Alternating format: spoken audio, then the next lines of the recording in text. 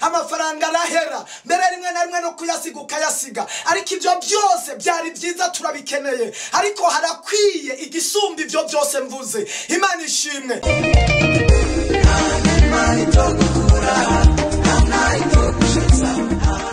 Turabaye kaze mwebwe mwese abakunzi b'ikiganiro gusenga guhindura ibintu. Jewe ndakibashikiriza nkaba nitwa Pastor Nduwimana Joseph. Ndabashimiye abakunda kudukurikirana ku biganiro cyane cyane bica kuri Radio Buja FM imisi yose ku munsi wa Mungu isaha 8 z'ijoro gushika mu gatondo ka kare. Ico gihe tuba turiko turaremesha iki kiganiro nyene kivuga ngo gusenga guhindura ibintu. Abari hagati mu gihugu ku munsi wa gatanu isaha 8 z'ijoro uze wifatikanya natwe turasengera abantu abarushe abaremerewe kabisa, tukabasengera kuri telefone mbere no kuri radio. Imana igakora ibikomeye tukabona intaye zikomeye. No ku munsi wa gatandatu isaha 11 zo mu gatondo mu bucagucagu gushika isaha 12 zo mu gatondo ko kuwa Mungu. Rero mushishikare gukurikirana niki kiganiro nyene kuri Facebook, wandika Pastor Nduwimana Joseph uca ubona ikiganiro imisi yose mbere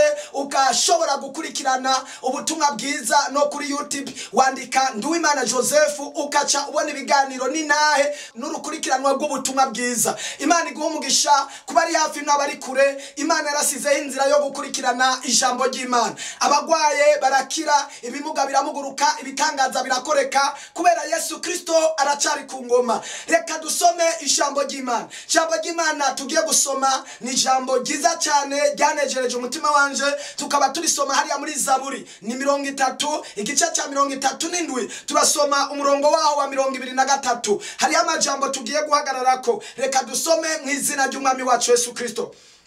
Iyi ntambuko z'umuntu zishigikiwe n'Uhoraho akanezerererwa inzira yiwe, naho yotemba ntazoshika hasi gose, kuko Uhoraho amuramira mu maboko yiwe. Imana nishimwe. Nagomba ndakubaze mwiki gihe ushigikiwe niki? Wo kwiha ikibazo. Tumvise ngo iyi ntambuko z'umuntu zishigikiwe n'Uhoraho. None gamwene data ushigikiwe niki? Mbega ushigikiwe n'abantu? Mbega ushigikiwe n'amashuri? Mbega ushigikiwe n'inkomezi ufise? Mbega ushigikiwe n'amafaranga menshi? Mbega ushigikiwe n'umuryango mw'ishuri munini? Ivyo byose ni byiza kubigira, ariko birahera, biratakaza umwanya, kuko abantu barahinduka umuntu, inkomezi zirahera ku muntu, amafaranga arahera, mbere rimwe na rimwe no kuyasiga ukayasiga, ariko ivyo byose byari byiza turabikeneye, ariko harakwiye igisumba ivyo byose mvuze. Imana ishimwe. Niki kivuze ngo iyi ntambuko z'umuntu zishigikiwe n'Uhoraho ukagendera mu buntu bw'Imana.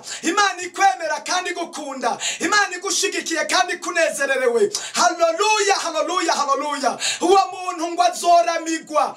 Umva iri jambo ngo Imana izomuramira, bisigura ngo hazoba hageze ahantu hananigwa, bisigura ngo hazoba hageze ahantu hameze nk'urupfu, bisigura ngo hazoba hageze ahantu yotemba. Imana ikimusama. Haleluya. Imana ishimwe. Humura wewe ugeze ahantu gutembagara, iribisike tutemene time tu nimba intambuko zawe zishigikiwe n'Uhoraho, Imana ikakunezererwa. Ndakubwiza ngo hariho marayika wo kuramira, wo gusama abantu bose intambuko zabo bazishinze mu mwami Imana. Ubugingo bwabo babuhaye umwami Kristo Yesu. Haleluya, haleluya. Abo bantu bama batabagwa no mu bihumenga ntibisobanutse. Abo bantu bama batabagwa no mu bihumenga abantu bose babahebye. Naho amagwara yoba hagurutse, Bibiliya ivuga ngo naho abo bantu bazoca mu mwonga w'igitutu c'urupfu, ngo Imana izohahindura ahantu h'amariba.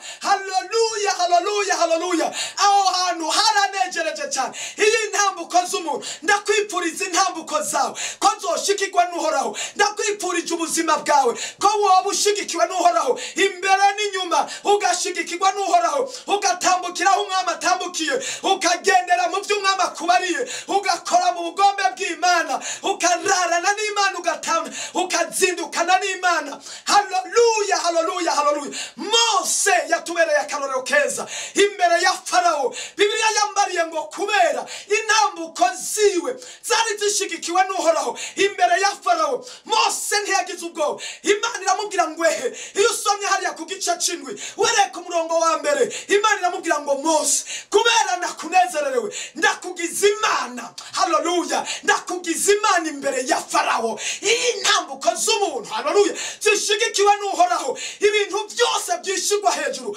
bishigwa hasi kubera Uhoraho acaza akabimara ubushobozi. Mose ahinduka Imana imbere ya Farao. Haleluya, haleluya. Kurikira mwene data, abantu Imana yo mu ijuru yagiye igira neza. Hariho intahe, iyi ntambuko z'umuntu zishigikiwe n'Uhoraho, bivuga ngo icyo muzosaba cyose kizobagendera uko. Hari abantu rero babonye Imana baciye bugufi mu bitangaza no mu bimenyetso. Kurikira intahe mukunda. Murakoze cyane kumbereza ijambo. Baje kuramutsa ishengero ryose. Nahuye isanganya uye mu murima ndi kumwe n'abakozi bagiye kumfasha guteragira umuceri ariya mu buhinyuza, ngira murahabona ariya mu Kinama. Hari kwitariki indwi uku kwezi kwa mbere twaraye duhejeje tugodotse. Haji bene ipakiye amatafari, bane twari kumwe bose barapfuye. Imana rugira byose, turi babiri tutamugifurege kituziyemo amabuye. Baje kudutora abandi ari mibyimba mw'ibara. Nagiye kumenya ubwenge nsanze bazanye hajya muri medese. Umugenzi Imana kugira ubwenge yamubaza mbega abagenzi ko bapfuye two twahaye Imana iki? Komera amashumani Yesu.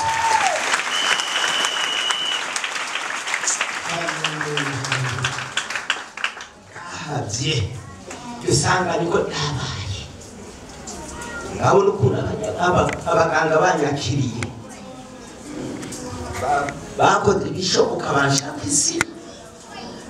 Iyo aya mapansi mambona nayo mu nyuma umukozi w'Imana nasanze ngaha yafatiye bajaji hariya nari maze iminsi subira kuri medese ndavyibutse. Haleluya, nukuri birumvikana mutaba umukozi w'Imana bo ngaha n'uyu bari ngaha haraye yafatiye bajaji. Turavyibuka turavyibuka ati sanga bari mu masengesho. Yego iri gufa rero iri kinyuma abaganga basabye ko bazorikora ejo. Akantu basabye ko kuriringaniza. Imana irakora muzee. Ndaza kwiga ntacyo urambwira amasengesho. Imana irakora. Dukomera amashi umwami wacu Yesu. Uyu muntu murabona ko yavuye mu rupfu, murabona ko akuze ari umutama, akaba ari kashima Imana arira. Biraboneka ko Imana hari icyo yakoze gikomeye cyane. Haleluya, Imana irakora cyane n'ibiki yakora. Dukomera amashi umwami wacu Yesu. Amasengesho y'abarepentance azoroshiriza kubazigama no kubarinda. Aya masengesho dusenga azoroshiriza kubazigama no kubarinda mu buryo bukomeye cyane.